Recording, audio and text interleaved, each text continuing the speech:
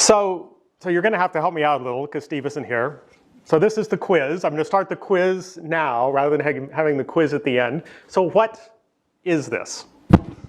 This is our quiz. Yeah, it's a karyotype. So this is somebody's genome, and it's illustrating one of the earliest ways we had to really look at genome structural variation, right? This is using Q banding, so we can stain the chromosomes, so we can see distinctive band patterns, and we can use those to pair up the chromosomes, to tell one chromosome from another, and even to detect structural abnormalities in the chromosomes at, a megabase or several megabase resolution.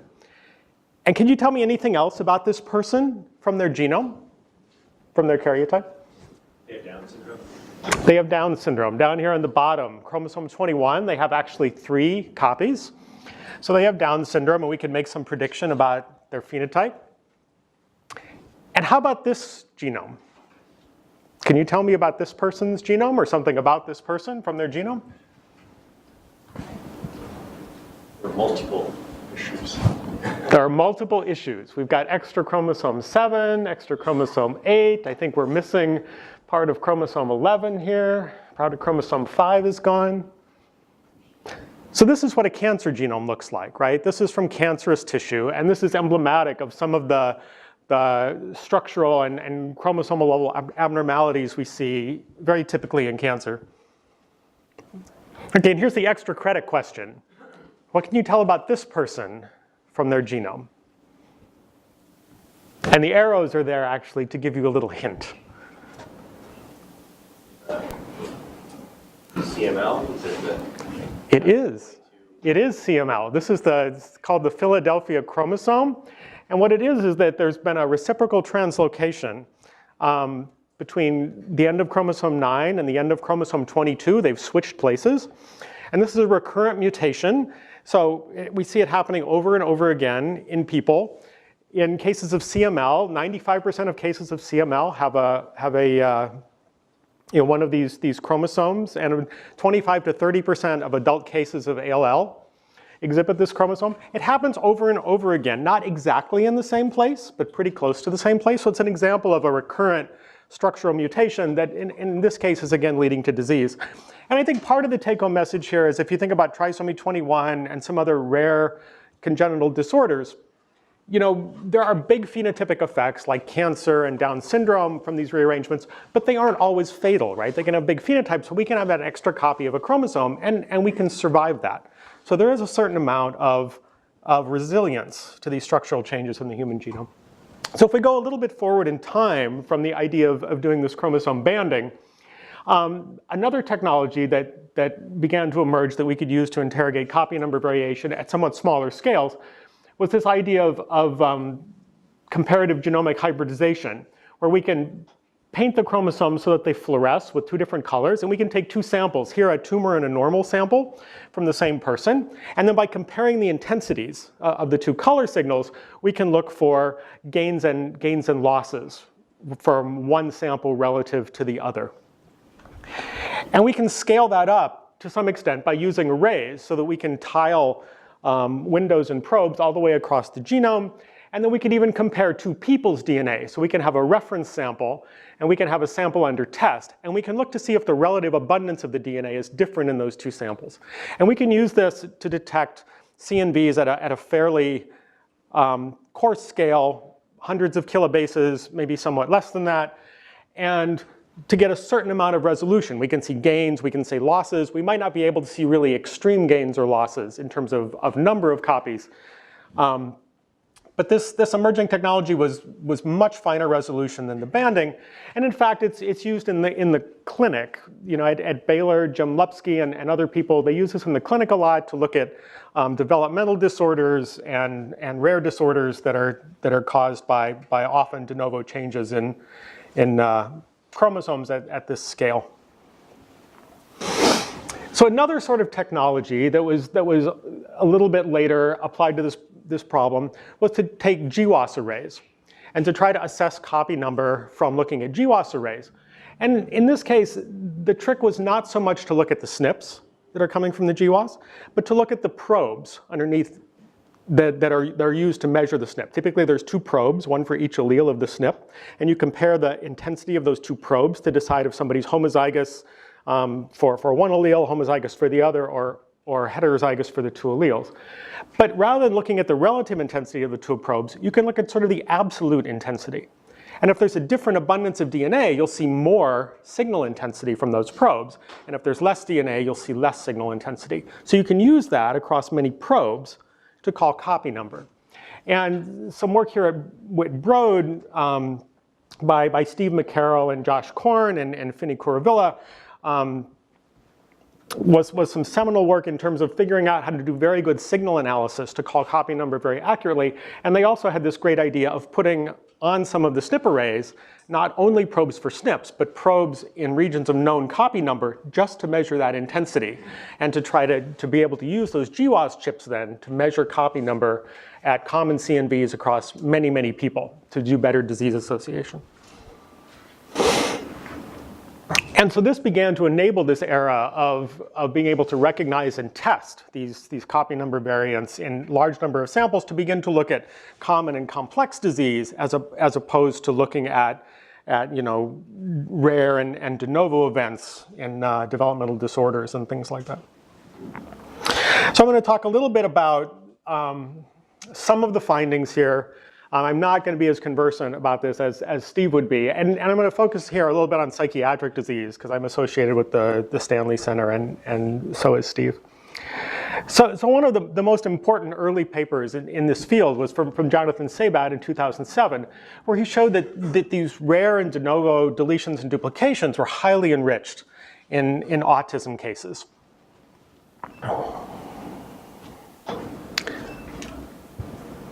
And a little later, or maybe more contemporaneously, it also began to emerge that there were also loci that had where there were concentrations of these fairly rare deletions and duplications. In all, these don't seem to explain a large number of the autism cases, but there is this persistent effect that this excess of deletions and duplications is predictive of autism. They do seem to be scattered around the genome. Today there's many loci where we see concentrations of these deletions and duplications. But because they're recurrent, there's been efforts to try to narrow them down to specific genes, and these have met with kind of mixed success, partly because these variants seem to be not completely penetrant. And there's a similar but slightly different story with respect to schizophrenia. Here, again, we see some evidence that there's a subtle excess of deletions and duplications genome-wide in cases versus controls. And there's also specific regions that seem to be enriched for association when there's deletions and duplications. And these have high penetrance, 10 to 30%, but they're not completely penetrant. And altogether, they explain just a small number of the cases. So there's definitely some effect going on here, but it's a little hard to map that effect to exactly the biological cause. And partly this is because they seem to happen all across the genome, and many different genes are affected. So it's been hard to narrow that down to a specific locus or a specific set of loci. This is some data from Sean Purcell that's also illustrating this. So you can see that the frequency of these variants is in fact really low. And the odds ratios are very high when they happen. They're fairly large sorts of events, and they're not specific just to schizophrenia. Often we find these regions are involved in many different diseases, so they're not specific to a particular subtype. And this complexity has made it difficult to sort of move beyond this into specific targets that you might look at, for therapeutic intervention.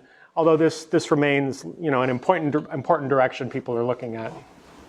So to kind of sum this up, this burden of CNVs seems to explain, a minority of the cases we're seeing in autism and in schizophrenia. It points to a signal of a lot of polygenicity, right? Because there's a lot of different loci where we see this happening. We get these strong odds ratios. So this is a big effect, but it's not a common effect. And we get this sort of crossover between the different phenotypes, right? That is not particularly phenotype specific. Sorry, when you say a big effect but not a common effect, can you? So what it means is if you have those CNVs, your risk is way up. But not many people have those CNVs, right? They might be in 0.1% of the population and in only a few percent of autism or schizophrenia cases. So it's not like these are a big driver of autism or schizophrenia, but if you have it, it increases your risk a lot. Are CNVs in general really rare? And, it's just that you're seeing an association with these specific CNVs, or is it compared by genome, your genome, we would have some CNVs that differ between us, but they don't associate with disease. And here you see an association with disease. Yes, so it's definitely the case that if you look between our two genomes, you would see lots of CNVs on the order of thousands. I'll talk a little bit later about it. It really depends on length scale, right? If you look at very long CNVs, they're very rare. As you get to shorter and shorter length scales, they get more common. And it's actually, we don't know the exact shape of the curve, but it is roughly a continuum. If you take the far other end, you talk about SNPs, right? Two people may differ in like 3 million different SNPs or something like that. And then as you go to 1 base indels and 2 base indels, the number of sites where two people vary decreases, and it's kind of like a decaying exponential. And that seems to persist out to longer and longer indels. And at the other end, where we can measure accurately in the CNVs, it seems to be the tail of the same distribution. And it's actually very hard for us to measure. There's this very difficult place to measure, which is kind of in this middle range, sub 1 kilobase, but longer than, say, you can get from a next generation sequencing read, right? We don't have very cheap long read technologies to get into that difficult region that's kind of this intermediate size range between 100 bases and a kilobase. It's a very difficult region to target. And there's a lot of VNTRs and very difficult variants that exist in that length scale. So with like somatic CNVs for cancer, there's just increased number of CNVs, right? Comparing cancer cell to non-cancer cell. Yeah, in some ways cancer is a little bit different because the cancer genome develops these structural changes and these rearrangements, and sometimes they're quite dramatic. There's this thing, chromothripsis happens, and the genome just seems to get completely scrambled in probably a very narrow window of time, right? It's kind of like the whole genome kind of shatters and reassembles itself, and this is a hallmark of many cancers. I think I'm not an expert in cancer. I think there's some evidence this happens like sort of in the progression of the cancer at a certain point.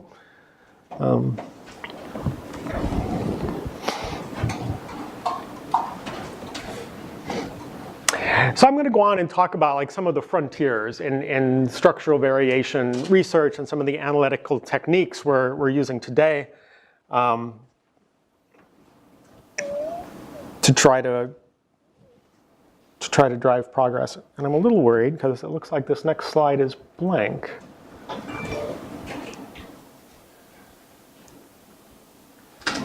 Huh. So I don't know why that slide was there. So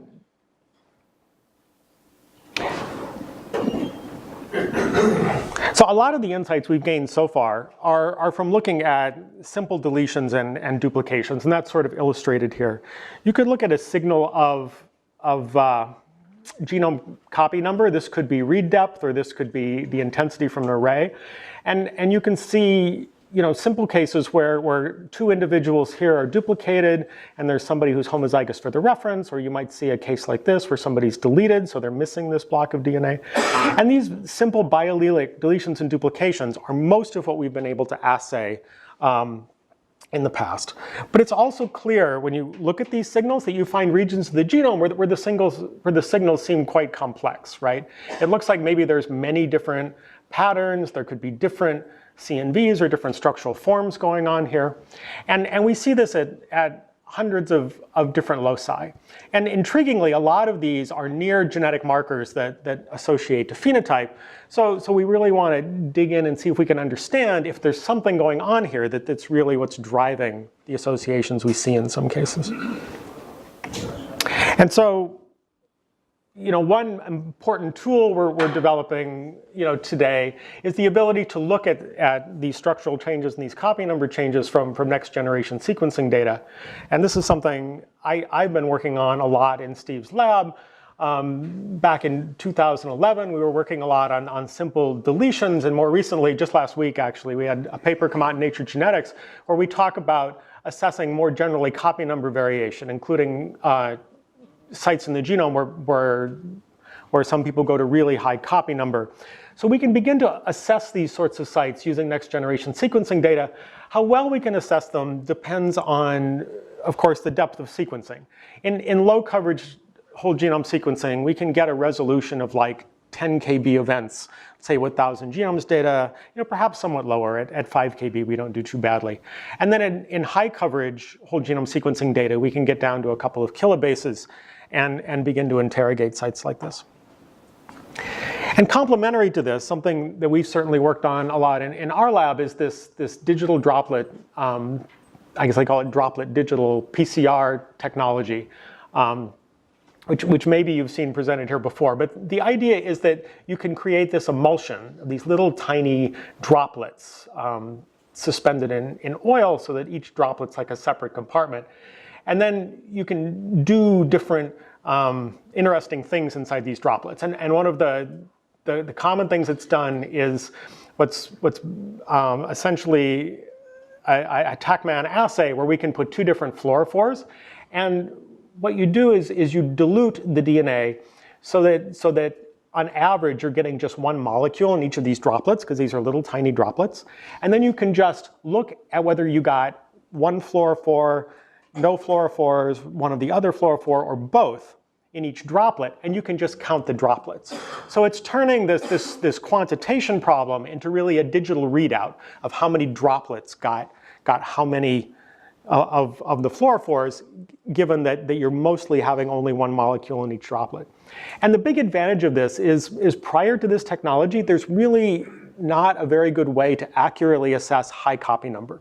We could tell if something was copy number 2 or somebody was deleted and had copy number 1. Maybe they went to copy number 3. Telling 3 from 4, if someone had a homozygous duplication, was even harder. And going above 4 was really, really hard with array CGH. But with this, you can see that we can begin to measure copy number at 4, 5, 6, 7, 8, 9, and we can get good separation between the copy numbers, even at very high copy number using this technique. And this is really great because we can take our whole genome sequencing data now, and we can take this ddPCR data, and we can compare the two. And when we start to get the same answer from the two different technologies, well, then we know we're on track to begin to get really accurate estimates of copy number at very high copy number.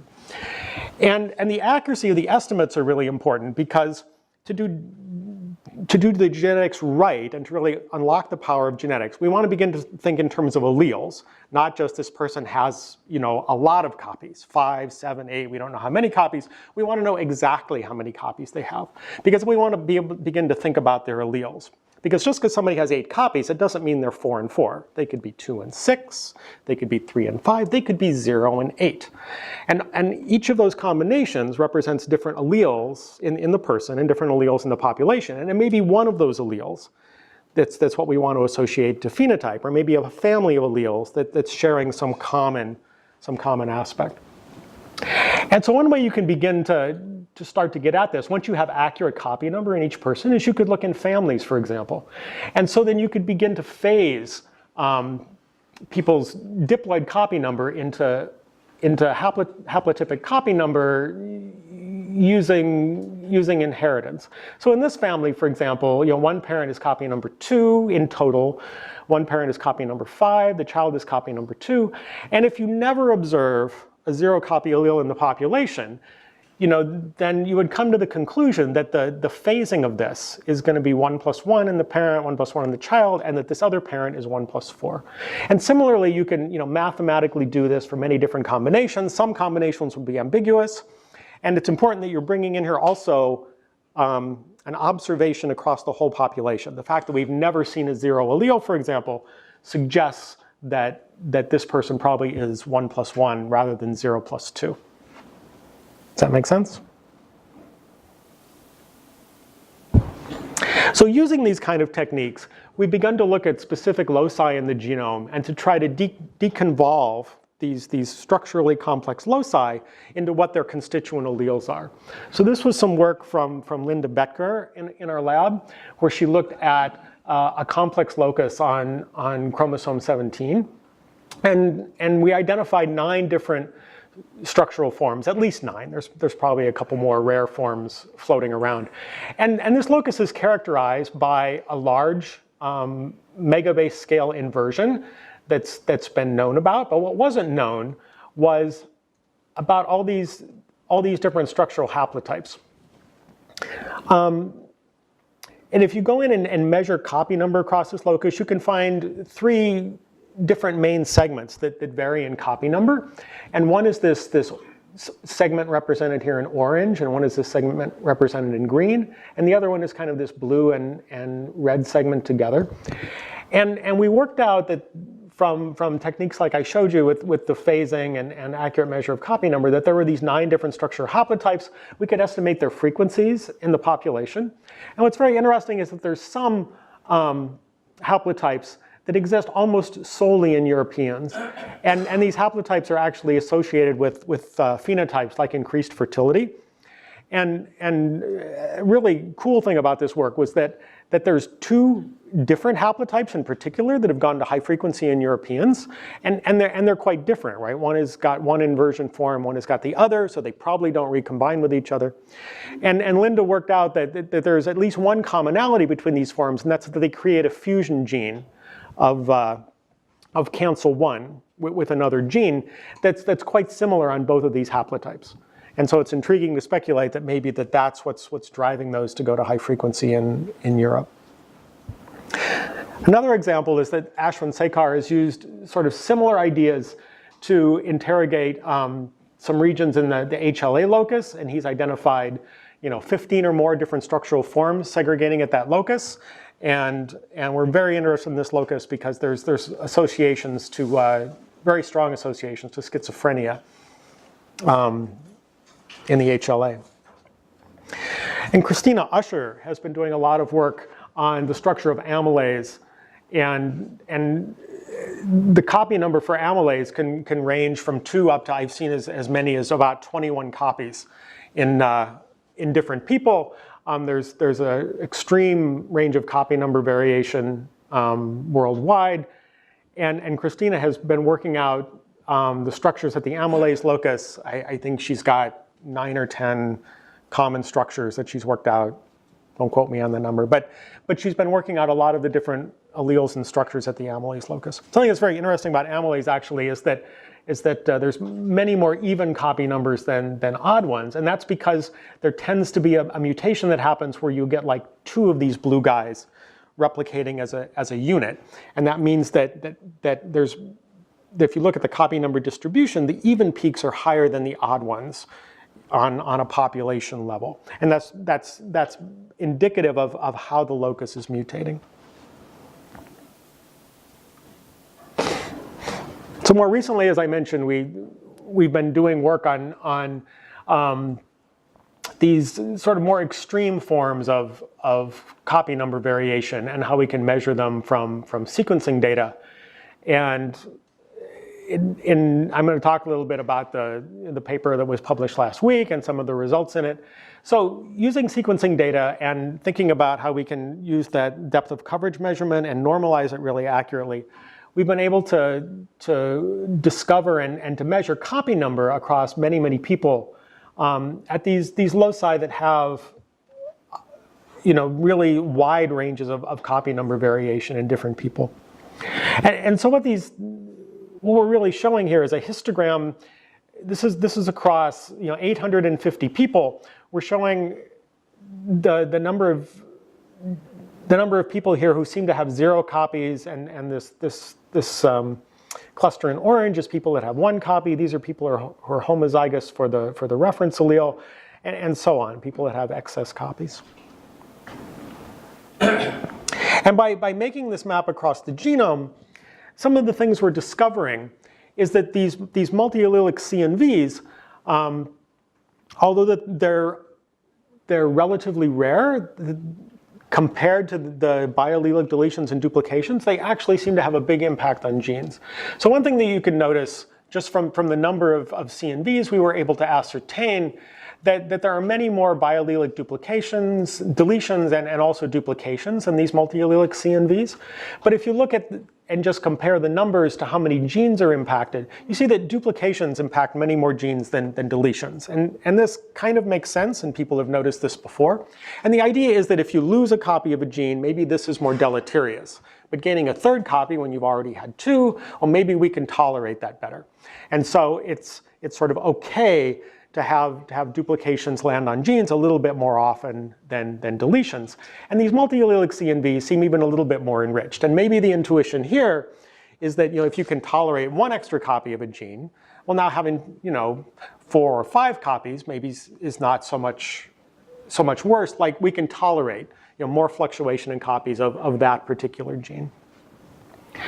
And then if you look across people and look at how many times that gene has different copy numbers in 2 people, right? You pick any random 2 people and ask, do they have the same copy number of gene G or different copy numbers? You find that there's a contribution from these biallelic deletions and duplications, but it's way dwarfed by the contributions from these multi-allelic CNVs. So at genes that can tolerate this difference in copy number, we see these examples where then the gene copy number will go to extreme ranges, and people will be very different in the number of copies of the gene they have. And then, a little bit surprisingly actually, we looked at expression data to see when the copy number of the gene changes across different peoples. Does this actually affect gene expression? And you might knee-jerk think that, yeah, well, it should affect expression, right? But it turns out that in plants, for example, there's this mechanism where when the plant has more copies of a gene, the plant turns off all the copies of the gene except 2. And you would think, well, maybe this makes a lot of sense, right? You're designed to have 2 copies of this gene. If you suddenly grow a couple more copies, well, maybe that's not good, so you turn them off, right? Maybe that should be the default mechanism. But it seems like in people it's not, right? When we looked across many, many genes where we had the power to measure the expression and there was enough variability in copy number, we found that almost always we got a strong correlation between the gene expression and the number of copies of the gene that the person had. So it seems like people don't turn off excess copies of genes, right? In almost all cases that we can measure, when you have more copies of the gene, you have more expression, at least at the RNA level. So all this is fine and good. This is about measuring parts of the genome that we know about, right? Parts of the reference genome where people have more copies or less copies. Well, what would you do if there was a copy number variation and it just wasn't in the reference? Well, Giulio Genovese in our lab has been working on this problem and published a couple papers about it. So what he did was look at reads that were mapping to places that weren't on the reference genome. For example, mapping to other human sequence that exists in libraries or exists in the 1,000 Genomes Decoy reference, but it doesn't exist on the human genome. And then he did this very clever thing of using admixture mapping to try to figure out where these missing pieces of the genome go.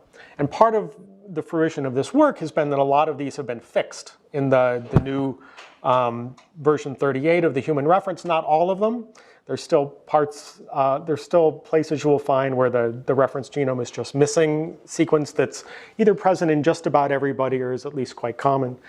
And so this admixture mapping technique, he used admixed populations like African Americans, because this gives you more power to figure out where this missing piece goes by looking at linkage and combining that with the history of the chromosome.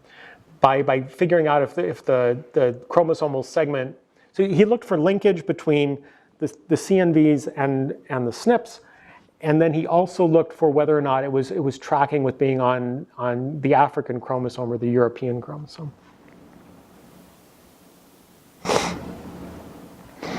That's one example of one thing that we learned from this work was that some of these recurrent CNVs that were thought to be the same CNV at 1q21, he was able to show very clearly that a lot of these CNVs actually vary on a megabase scale. And in this region in particular, the reference was pretty unrepresentative of what most people look like. These gray and white bands here are showing you things that were in the reference in the light color, and gray parts here, the darker gray parts that should have been in the HG19 reference but weren't. And I think this region is pretty much now in this form in HGRC38. Although I think maybe Julia told me maybe there's some things they haven't gotten quite right, but it's greatly improved from what it was. And as we get a better reference genome, then we're better able to go in and measure copy number, because when the reference is just missing whole chunks of sequence, it's much harder to measure that copy number and to know where to put it, right? Because we don't have a good map to align it against. So I'm also going to talk about how we can, some of the challenges in using these technologies to really discover genetic variants and also to relate them to phenotype.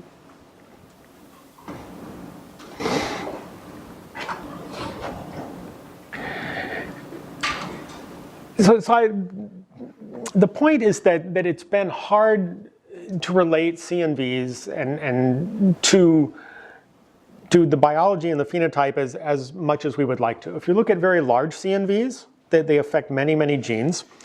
And it's sometimes unclear which genes are influencing the phenotype, right? Like in the case of autism, they're only partially penetrant, so you can try to do overlap analysis, but sometimes you might have a nearby CNV that just doesn't overlap the gene, so it can mislead you as to which gene is really affected. And there's also this, as we touched on briefly before, this universe of smaller structural variants that are hard to detect in a rigorous way. And we want to see if we can begin to make these more visible, and especially to use whole genome sequencing. So if you look at algorithms that call structural variation from sequencing data, there's fundamentally 3 different signals that get extracted from the data. And this is useful to know, regardless of which algorithm you're looking at to call CNVs. And if you know the mechanism and the signals they're using, it'll help you understand, where the method might be biased, or why you might see a variant or not see a variant. And the 3 different mechanisms are, one is you can look at variation in read depth, which I showed you some examples of before, where we sort of cluster and you basically count the reads. So if there's a deletion here, for example, there's lots of reads outside the deletion, and there's many fewer when you're inside the deletion. And you can detect that change in read depth. And at a long enough length scale, you can even do that at very high copy number, as I was showing you. But you can also look at the read pair spacing, right? When you map the reads back to the genome and you're using paired-end sequencing, you expect a certain separation between the 2 reads. Because when you build the library, you select for a certain fragment length of the DNA, usually about 400 base pairs. So most of your reads, when you map the pairs back, are going to align 400 base pairs apart. But if there's a deletion allele that the person carries, then these reads are going to map much farther apart than you would expect, right? Whenever the read is crossing the deletion, right? Because on this chromosome, these 2 pieces are joined, so these really are 400 bases apart. When you line them back to the reference, they look farther apart. So you can look at this read pair signal, and for deletion, you'd see things spaced farther apart than you would expect. If there was a duplication, you might see the reads much closer together than you expect. You might see read pairs in the wrong orientation caused by an inversion or a tandem duplication. So you're going from one end and wrapping back to the other. So you can look at this read pair signal and see if the spacing and orientation of the reads is what you expect. And then as you get longer reads, especially, it becomes more powerful to look at single reads that might be spanning a breakpoint. Below 100 base pairs, this is really difficult, because to align a read uniquely in the genome, it helps to have 30 or 40 base pairs. So to get a read that's going to cross the breakpoint and have enough sequence on both sides to anchor it accurately in a statistical sense, it really helps to have these longer 100, 150, and especially 250 base pair reads. Although something to consider as you think about these signals is that the read depth signal works pretty much everywhere, including in repetitive regions of the genome. These read pair and split read signals will work as long as there's relatively unique sequence at the breakpoints, right? If there's duplication at the breakpoints, it's very hard to tell if this really is a split read or it's sampling the other allele where this duplication is. So you'll find that these read pair and split read methods will miss certain CNVs where the breakpoints are in repetitive sequence. And there are mechanisms of unequal crossover that tend to form CNVs, and these happen in regions of high homology, which are exactly the regions that these sort of split read and read pair approaches will miss. In practice, I would say from our experience in 1,000 genomes, that we probably get at least 70 or 80% of what's out there in terms of deletions at least. You can access with split read and read pair approaches. And the other ones seem really hard because the breakpoints are in repetitive sequence. The other thing is if you just use a split read or a read pair based approach, you get problems with mismapping due to the repetitive structure of the genome, and also sequencing error can cause mismapping of the reads. And you'll tend to get high false discovery rates unless you combine the read pair or split read signal with something else. And you can combine it with read depth, and that works really well. That's what we did originally in Genome Strip. You can also combine it with a strong prior, right? If you know that there's a high frequency CNV at a particular locus, then it's very effective to use the split reads and the read pairs to genotype that CNV. But in terms of discovery, it's very difficult unless you have some other signal to look at. You'll get a very high false discovery rate just from split reads and read pairs, even with long reads, because CNVs will tend to happen in these very repetitive regions of the genome. And then I should probably mention that something else we utilized a lot in Genome Strip was looking across many, many people. And population-based callers, I would say ours and others, have turned out to be very effective because you can use population-based patterns of looking for shared alleles, and even just normalizing many samples against each other helps you remove technical artifacts in the read depth signal and also to some extent in the read pair and split read signals. So if we can begin to interrogate these CNVs and measure them, there's still this problem of how we're going to associate them to phenotype. And kind of the quandary we're in is that we're getting better and better at being able to do direct typing of these in whole genome sequencing data, right? So some of these multi-allelic CNVs now, we can interrogate in whole genome sequencing data, and we can interrogate them very accurately. But we have limited sample sizes from the whole genome sequencing data because it's still very expensive, right? As the costs come down, we're going to sequence more and more people. But we're in the thousands, maybe we're in the tens of thousands. We're not in the hundreds of thousands that we'd maybe like to be at to see effects in common diseases. So this raises the question of, can we impute these CNV loci from SNPs, right? Because if we could impute them, then we could look at these really big GWAS studies, and we can use the nearby SNPs to give us some indication of whether or not these multi-allelic CNVs are in fact driving the association signals at certain loci. And the answer is one that's kind of mixed. I'm going to illustrate this with one particular example here. And this is a multi-allelic CNV that happens at the HPR gene, which is the haptoglobin-related protein.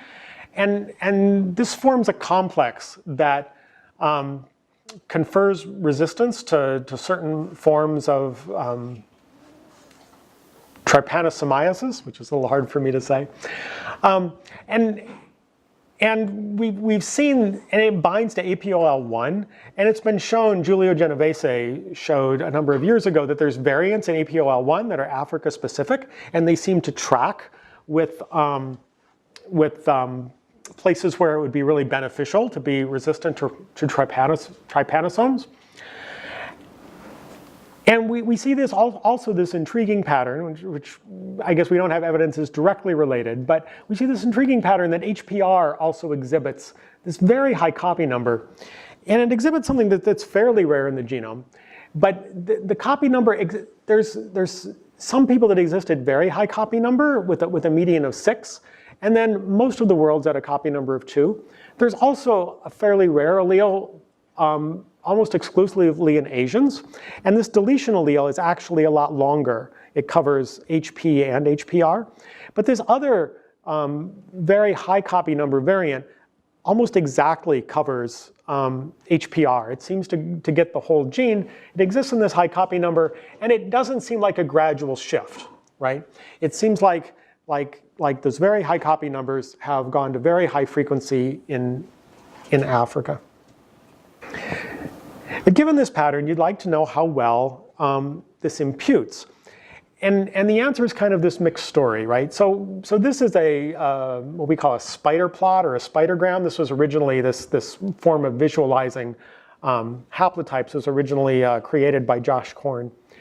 And what these blue bars are showing you is each one of these long blue lines is a haplotype from a person.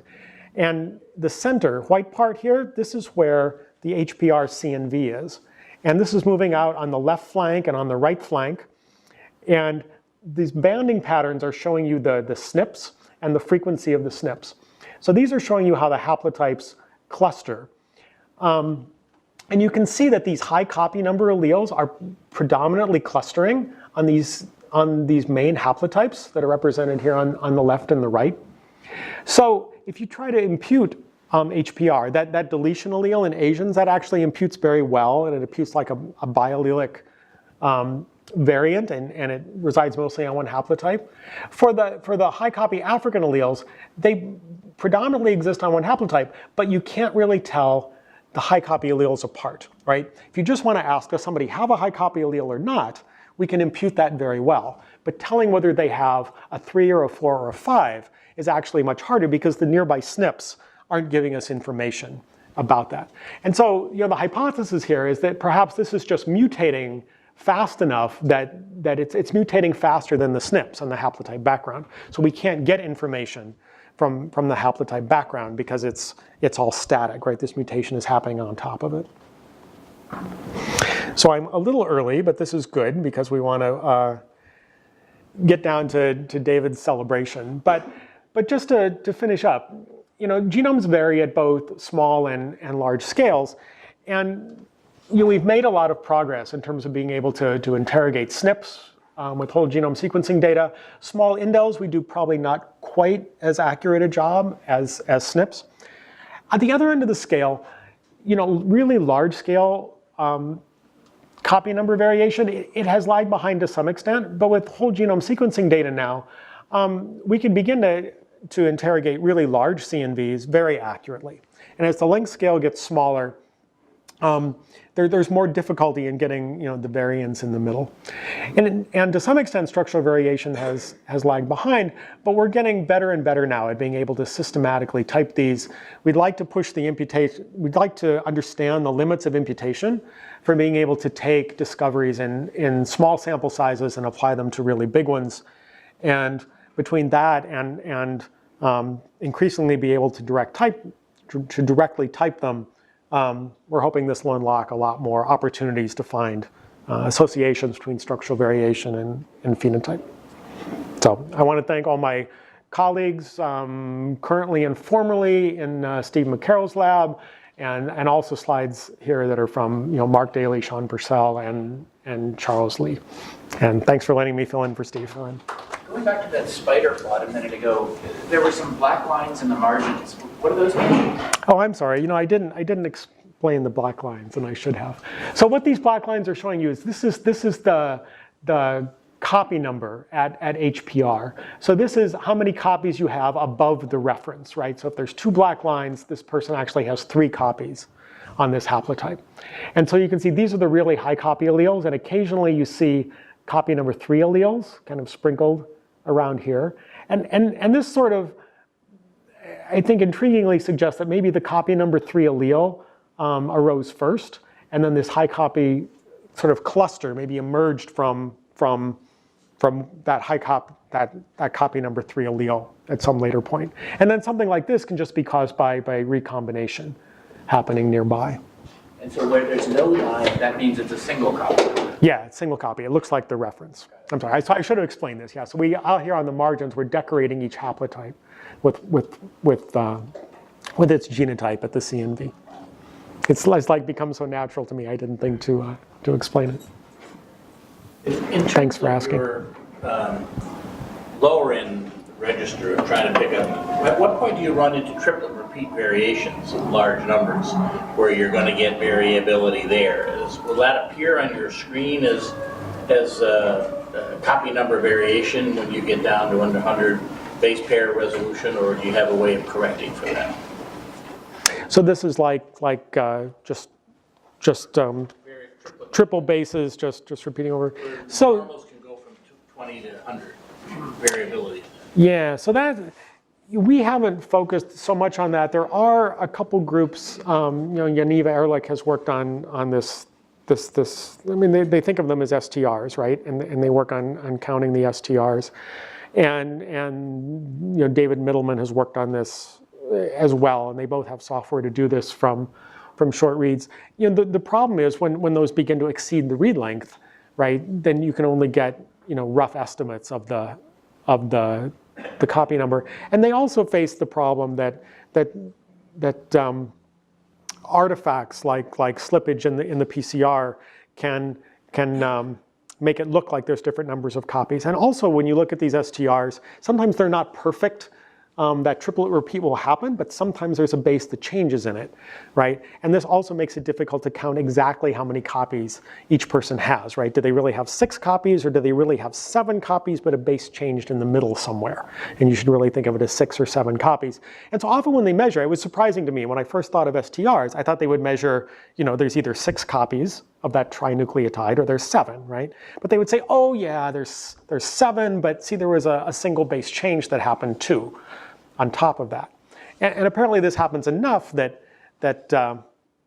you want to think of that as 7, rather than 6, with some mutations on top of it, because maybe that represents the true mutational history.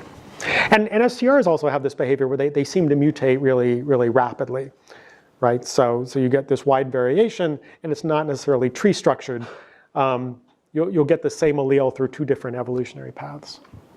And it can impact on disease. I mean, disease can come and go depending upon whether you edit or amplify those. I mean, we count those for certain diseases as to how the number of triplet repeats are, whether you're a carrier or whether you have a disease. Right. And there are people who edit it out, and suddenly the disease disappears. But given that you know that, you would think that in these arrays, you like the mutations that you've done with rare mutations and put them in SNP arrays. Can't you enrich the sequencing arrays with areas where you know that there are problems with high resolution? Triplet repeats being a good example of one where you know how to solve that. And can you incorporate that so you can factor them out, as opposed to imputation, which you're trying to use, which is imperfect? Why not just nail down the ones which are there? Is that just too expensive and too many of them and too specific?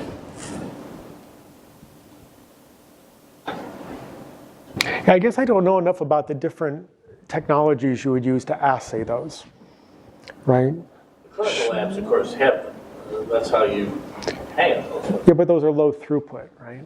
Isn't a SNP array, it's like a 20 base probe, and if you've got a very repetitive sequence, it's possible. Yeah, some of them have longer probes, like 50, but I don't actually know. Can you go after those with SNP arrays? I mean, I know there are assays to go after them. I don't know what the assays look like. Well, I'm asking that. Right, maybe somebody else in the room knows what those assays look like. I don't know. And there was a question in... The other question related is always relate to how you differentiate normals from pathologic circumstances. I mean, that's what we're after in doing these things. As part of our sequencing, we want to infer novelty.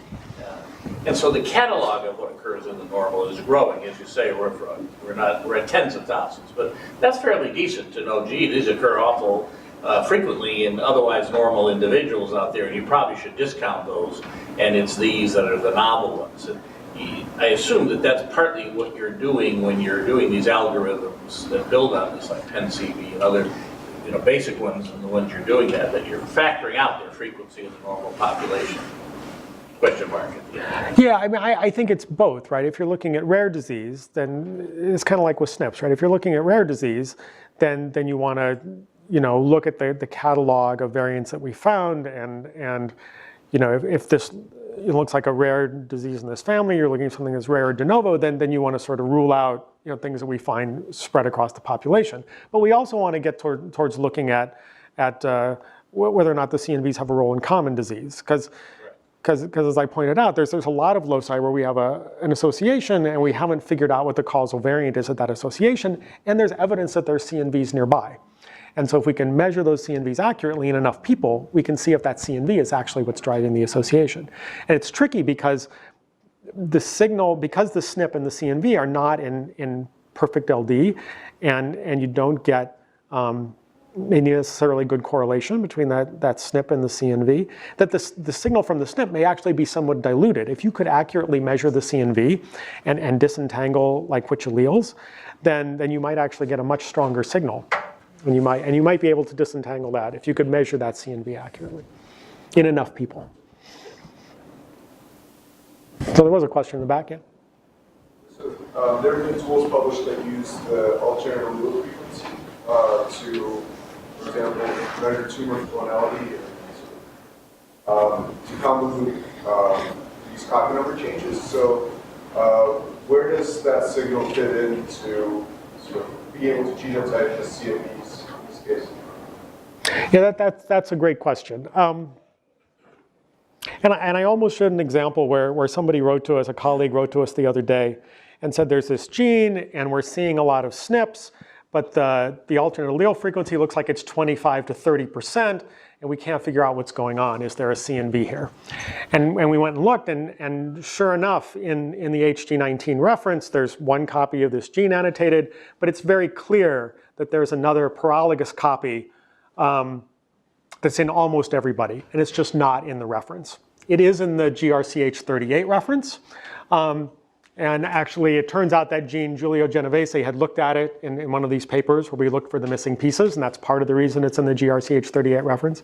And also, he looked at expression there, and he looked at exactly the same thing. He looked for variants that we could tell were coming from the cryptic paralog, as opposed to the annotated gene. And then we looked at expression data, and it found out that it looks like that paralog is, in fact, not expressed.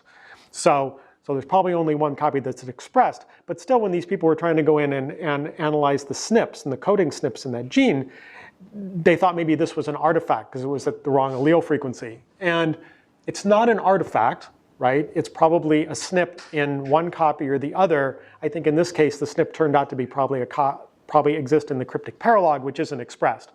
But still a SNP in that gene might also show up with this strange allele balance. And we have not done it so much. You can use that allele balance to try to decide how many copies you have as additional information, right? If you're trying to decide if somebody has 3 copies or 4, you could look at SNPs underneath the CNV, and you could try to statistically determine if there was more SNPs at like a 25% allele frequency or a 33% allele frequency, suggesting whether the true copy number is 3 or 4. That's another source of information you could use.